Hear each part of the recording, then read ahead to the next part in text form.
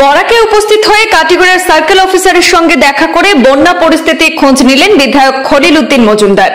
ভারত বাংলা সীমান্তবর্তী অকেজো sluice gate নিয়ে সেখানে বিধানসভায় আওয়াজ তোলা সত্ত্বেও আজ পর্যন্ত আসাম সরকার কাটিগড়ার জ্বলন্ত সমস্যার সমাধানে সদিচ্ছা দেখায়নি বলে অভিযোগ তোলেন বিধায়ক খলিল। গত প্রায় পক্ষকাল থেকে তিনি বরাক উপত্যকার বাইরে থাকায় কাটিগড়ায় পৌঁছাতে পারেননি। তাই বরাক উপত্যকায় উপস্থিত হয়ে আজ বুধবার কাটিগড়ার সার্কেল অফিসার ডক্টর রবার্ট টোডারের সঙ্গে দেখা করে বন্যা পরিস্থিতির খোঁজ নিলেন বিধায়ক খলিল। কাটিগড়ার সবকটি ত্রাণ শিবিরে পর্যাপ্ত পরিমাণে ত্রাণ সামগ্রী বন্টন, পানীয় জল, গোখাদ্য ইত্যাদি পর্যাপ্ত পরিমাণে যাতে প্রদান করা হয় সেদিকে লক্ষ্য রাখার জন্য দাবি রাখেন। তাছাড়াও গ্যামন সেতু বন্ধ থাকার ফলে জনগণ অত্যন্ত কষ্টের মধ্য দিয়ে রেল সেতু দিয়ে পারাপার করতে বাধ্য হচ্ছেন দেখে কাটিগড়া পূর্ত সড়ক থেকে রেল সেতুর সিঁড়ি পর্যন্ত যাওয়ার রাস্তা চলাচলের উপযোগী করে দেওয়ার জন্য অর্থ মঞ্জুর করেছেন বলে জানা গেছে। ভারত বাংলাদেশ সীমান্তবর্তী অকেজো স্লুইস গেট নিয়ে বিধানসভায় তিনি বারবার আওয়াজ তুলেছেন। তা সত্ত্বেও আসাম সরকার এই জ্বলন্ত সমস্যা সমাধানের সদিচ্ছা দেখাচ্ছে না বলেও অভিযোগ করেছেন বিধায়ক খলিল উদ্দিন মজুমদার। বর্তমানে এলাকার মধ্যে যেভাবে ফ্লাড হয়েছে সেই ফ্লাডের লাগি মানুষ বিভিন্ন এলাকার মধ্যে খাটিগুড়া সমষ্টি প্রত্যেকে জানে যে প্রত্যেক ফ্লাডও প্রথম ফ্লাডটা খাটিগুড়াতে হয়। কারণ খাটিগুড়া আওয়ার অঞ্চল এবং সরকারের কাছে বারবারও হয়েছে যে খাটিগুড়ার মাঝে নদী, অনেক নদী, আজকে বরাক নদীও খাটিগুড়া এরিয়ার মধ্যে এবং বলেশ্বর নদী, আরাক নদী, গুমরা নদী, এরকম অনেক নদী, হাফাগাল নদী, অনেক নদী আছে।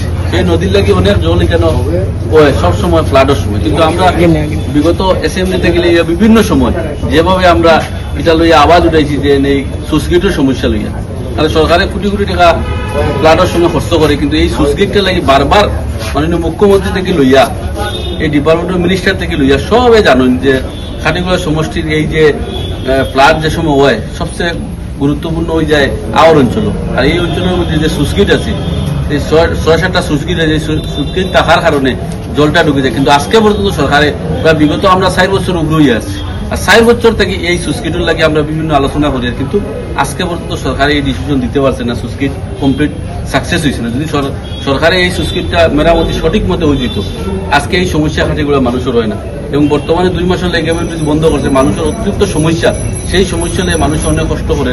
আর এখন বর্তমানে ফ্লাড হয়েছে, এই ফ্লাডের লাগি মানুষের বিভিন্ন সমস্যা থাকার কারণে এবং ফ্লাডের লাগি আমরা জানি বিভিন্ন রিলিফ ক্যাম্পের লাগি সরকারে বর্তমানে রিলিফ ক্যাম্প আছে, ক্যাম্পও রিলিফ দেয় এবং জেনারেল মানুষের বর্তমানে ফ্লাড অঞ্চলে আমরা ডিমান্ড করছি সরকারের কাছে। আমি গতকালকে গার্জেন মিনিস্টারে একটা মেমোরেন্ডাম দিছি আমার পেটেও এবং ডিসিও পাঠাইছি যে মানুষের বিভিন্ন অঞ্চল এবং সরকারে বর্তমানে নতুনভাবে কিছু সাইট প্রত্যেকে জানে, আমরা তাকে কিছু খাটিগুড়াতে বদরপুর গেছে, কিছু বদরপুর থেকে খাটিগুড়াতে আইছে, এরকম অনেক পরিস্থিতি আছে। এই পরিস্থিতির মাঝে আপনারা যারা প্রতিনিধি বানাইছেন ভোট দিয়া, কিন্তু সবরে আমরা সন্তুষ্ট করা সম্ভব নয়।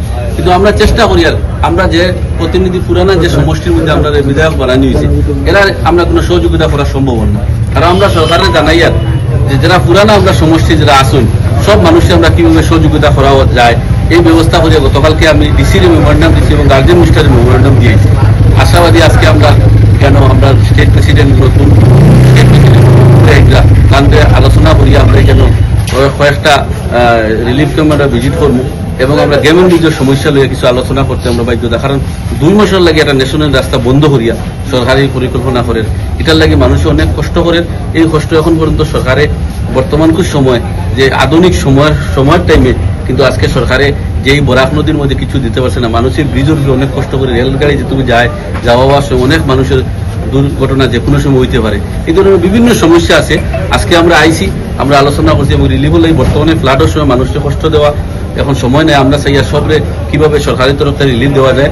আর আমরা প্রত্যেক বিভিন্ন এনজিও আছে, বিভিন্ন সংগঠন আছে এবং আমরা নিজে বিধায়ক এবং আমরা বাড়ি থেকেও যত ধরনের সহযোগিতা করতে আমরা প্রস্তুত আছি এবং আমরা কর্মী যারা আছেন সংগঠন মানুষ সবার কাছে অনুরোধ, যে যেন সমস্যা আছে সবরে আমরা সাহায্য সহযোগিতা কিভাবে করা যায় এই ব্যবস্থা নেওয়ার লাগে। আর পরবর্তী সমস্যা হইলে এবং বর্ডার রোড থেকে কিছু ফোন আইছে তারা রাস্তার সমস্যা লাগে, এটাও আমরা ডিসির লোকের যোগাযোগ সার্কেল অফিসারে খুঁজে গেছি বর্তমানে যে মানুষের যাতায়াতের কোনো সমস্যা হওয়ার কারণে এই ধরনের যত সমস্যা আছে আমরা সংগঠন মানুষের লোক যোগাযোগ করলে সার্কেলও যোগাযোগ করবে, আমার লোকও যোগাযোগ করবে। আমরা যত ধরনের সহযোগিতা করতে পারি মানুষের এই ব্যবস্থা করার লাগে আমরা সংগঠন পুরা সংগঠনের সব মানুষ প্রস্তুত আছি।